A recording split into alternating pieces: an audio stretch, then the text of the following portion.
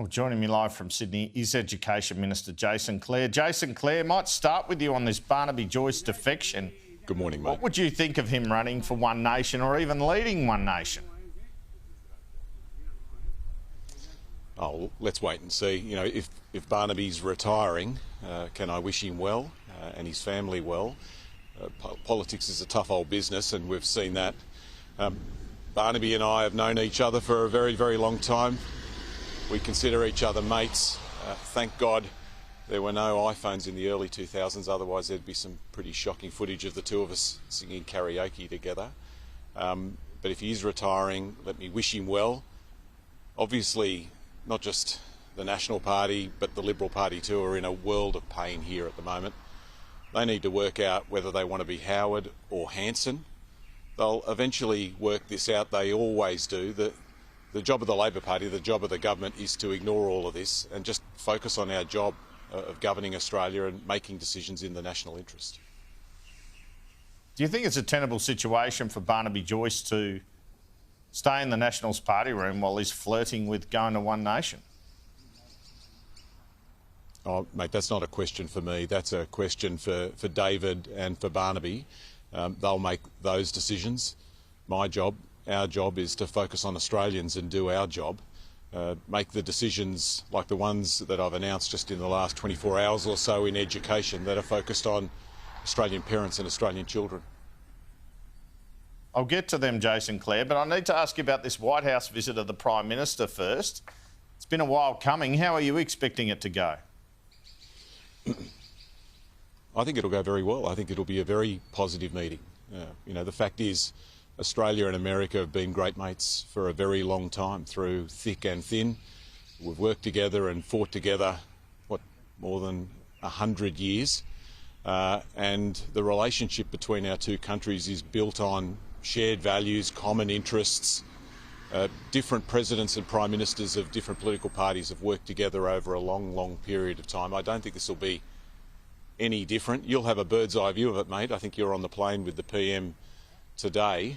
You'll be in the room where it all happens, but I'm very confident that this will be a good meeting.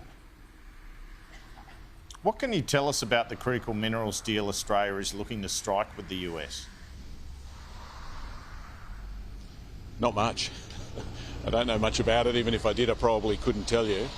But as you know, they're called critical minerals for a reason. They're the sorts of things, along with rare earths, that you need for everything from a mobile phone to an electric car, or for military weapons, for defence equipment. These are important. It's why the world wants them, and we've got them. We want to work with like-minded countries around the world to help to extract them and refine them and process them. I think Don was on the show last week and he was talking about the work that we're doing with the EU on that, and the work he's doing with the US. We want to work closely with the US on this. You do have an interest as Education Minister with the trading relationship with China, however. Do you think any such agreement could endanger that relationship? Oh, I don't think so. You know, we're in favour of free and fair trade. China is our biggest trading partner. The US is our greatest and most important ally. A big part of our responsibility as a mature government is to work with both nations in Australia's interest. What should Australians think about the government handing over $1 billion here and there for the AUKUS agreement? Well, this is, again, in Australia's interest. National security, the security of the nation, there's nothing more important than that. But AUKUS is a deal which is not just in Australia's interest, it's in America's interest as well. It's in the interest of the POMs. That's why in the review that the UK government did, they reached the conclusion that it was in their interest, and I'm pretty confident that the US will find the same. Three nations working together on national security, I think, is in the interest of all of us. Donald Trump does have a crack at Anthony Albanese here. Is it a problem for the PM, or perhaps not, given the attitude to Mr Trump from some parts of the Australian electorate? I doubt that's a problem. I think most Australians understand the importance of the relationship between America and Australia, our most important ally. You know, America and Australia aren't the same. We're not the same countries. We've got different views on different things. You know, Medicare, gun laws are good examples of that, but we've got more in common than we have that separates us or divides us. You know, we're two countries based on the same essential values, the same focus on liberal democracy, the same interests in the world. And it's those sorts of values and those sorts of interests that will drive the conversation and the relationship between President Trump and Prime Minister Albanese. I see your former boss from a way back, Bob Carr, suggested Anthony Albanese should suck up to Donald Trump. Do you think that's good advice? No, it's not about that. It's about having a mature professional relationship, working on areas where you can agree, and there is so much where Australia and America can work together. I wanted to ask now about the superannuation tax back down by Jim Chalmers during the week, being made to push it out when the PM was on leave. It's a bit humiliating for the Treasurer, isn't it? No, this is really about making the superannuation system, universal superannuation, something the Labor Party is incredibly proud to have created, making that system better and fairer than it is today. This decision means that I think about 1.3 million Aussies will retire with more super because of this decision than they otherwise would. And a couple of thousand Australians that are sitting on a mountain of money, more than $10 million in their super, will have their concessions reduced a bit. So more Aussies retiring with more, and it's better for the budget. I think it's a good policy outcome. Now, you've announced a number of measures out of the Education Ministers' meeting, as you alluded to. One of them is to address bullying, and a suggestion teachers have to act on it within 48 hours. How's that going to be enforced? How do you intend to make a real difference to bullying there? Well, the key here is what different state governments around the country do to help us to implement this. They run the schools, they employ the teachers. But what parents are telling us is the faster you act, the better. If you can act in the first 1 or 2 days after a complaint's made, then you can nip this in the bud and you can really make a difference. You know, just to, I guess, give people watching a bit of perspective. Somebody said to me the other day, look, shouldn't kids just harden up a little bit, take a spoonful of cement? I've got to tell you, mate, bullying today isn't what it was when we were at school in the 80s or the 70s or the 90s. It's different today, and that's partly because of the internet. It's not just people yelling at each other in the playground or stealing lunch money. It's what people are writing and saying and posting online day or night, and everybody can see it. And artificial intelligence makes this even worse. It supercharges all of this. We've seen that with people cutting and pasting faces, putting it on naked bodies and then sending that round to kids at school.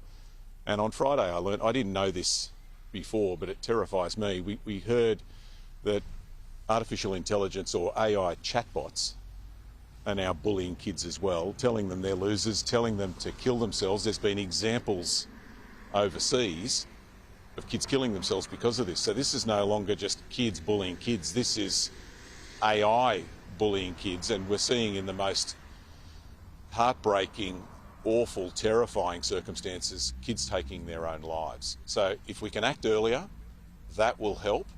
If we can give better tools for teachers, that'll help as well. But I'm not naive to think that you can end this entirely. There's always been bullies, there always will be, there'll always be bullying in schools, and it's happening outside of schools as well. But schools are places where we can take some action, and that's what this is about. What forums are these occurring in, the so-called AI bullying?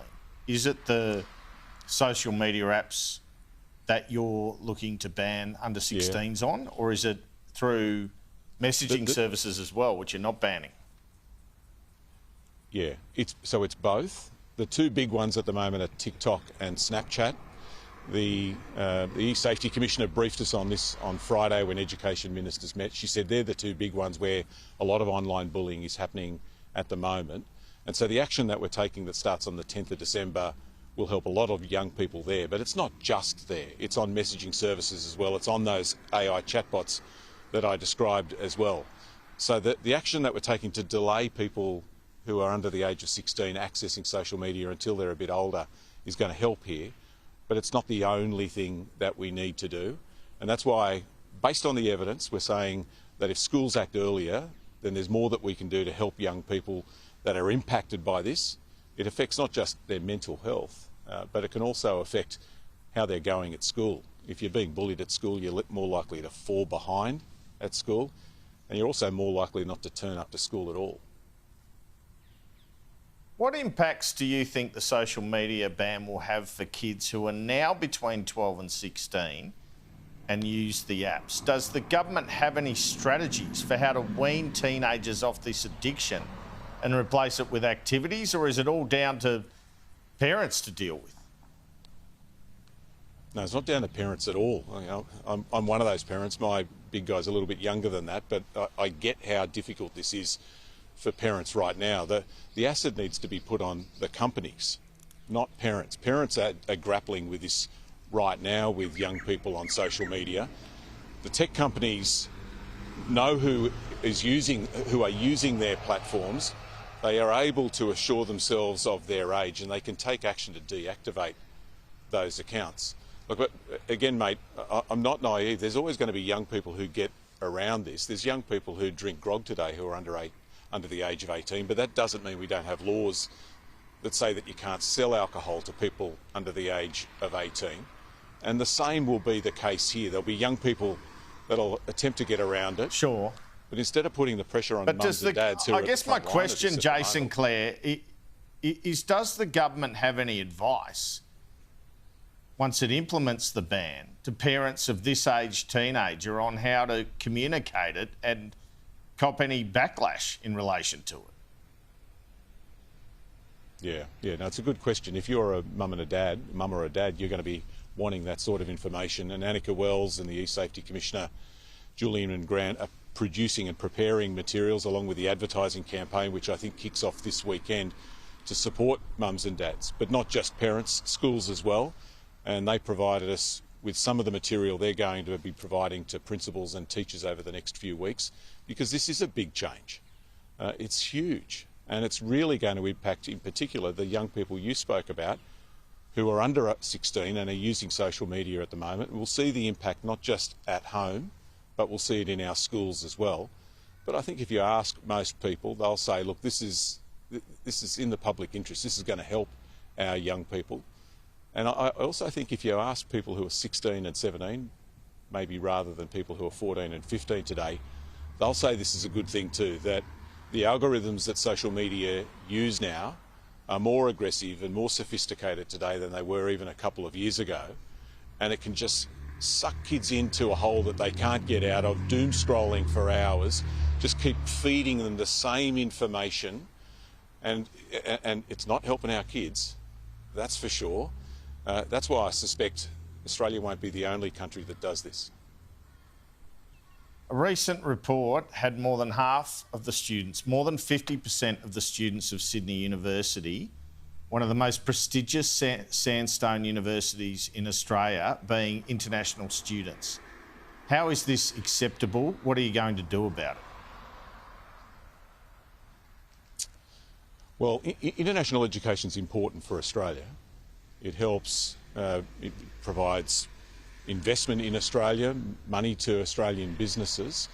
It's also valuable because if international students come to Australia and fall in love with Australia, they'll take that love for Australia back home with them. And in the world we live in, that's important. But there's nothing more important for Australian universities than educating Australians. That's why we've made it very clear that we've got to set international student numbers at sustainable levels. We reduced them last year. We want to make sure that growth is done in a managed way, and you can see that through the allocations that we made this week, which are focused at regional universities. We don't want it just to be the big universities that benefit from international students, but smaller regional universities that benefit as well. Well, are you going to bring down that number? Is it your intention for Sydney University to have more than 50% of students being local students? Well, it should be more than 50% of students at universities being local students. It's one of the reasons why we didn't allocate more international student numbers to Sydney University. But it's also because we've said to universities, if you want additional international students allocated to your universities, then we need to see evidence of two things. One, that you're building more housing, because we need more housing. But two, that you're diversifying. so that international students aren't just coming from one country, but they're coming from a number of different countries around the world, in particular Southeast Asia, which is where Australia is doing a lot of work to build strong relationships. You mentioned the trip that the Prime Minister is making to the United States, but shortly thereafter he'll be at the ASEAN meeting in Malaysia and the APEC meeting. The work that Australia does with our Asian neighbours is critical here, and the work that we do in international education to make sure that students are coming from a number of different countries is very important as well. Just finally and briefly, you've now got Julian Leeser as your opposition opponent. He looks like he's going to concentrate on the issue of anti-Semitism on campuses. Are you planning more measures to address that? Well, can I just say I've got a lot of respect for Julian Leeser. We've worked together in different areas on different things, and he's a fine parliamentarian. Likewise, Jonathan Duniam, who was in the portfolio briefly before Julian, and I think Jono's on the program next, is a great human being, a very smart person who lent his intellect to this portfolio area. So I'm looking forward to working with Julian. The fact is, anti-Semitism is a poison, and we've seen plenty of evidence of that in the lifetime of our grandparents. We've seen what it can do, but only in the last few weeks in the UK. I've made it very, very clear to Vice-Chancellors that their top priority must be to implement their codes of conduct to make sure that students are safe. But not only that, I've made the decision and had the Parliament agree to establish a national student ombudsman, so there is a proper independent complaint system when the system lets them down. And in addition to that, I've formed the view that the tertiary education regulator, TEQSA, doesn't have the powers that it needs to be able to act where universities aren't acting in the public good. And that's why there's work going on right now on the tools that TEQSA needs to be able to act here and elsewhere where university governance isn't up to scratch. At the moment, they basically have a sledgehammer in one hand. They can shut a university down, or a feather where they can tell them that they're not doing the right thing. They need better tools here to be able to act. And I'm hoping that I'll be able to bring forward legislation to improve and strengthen the powers of the tertiary education regulator next year. Jason Clare, thanks so much for your time.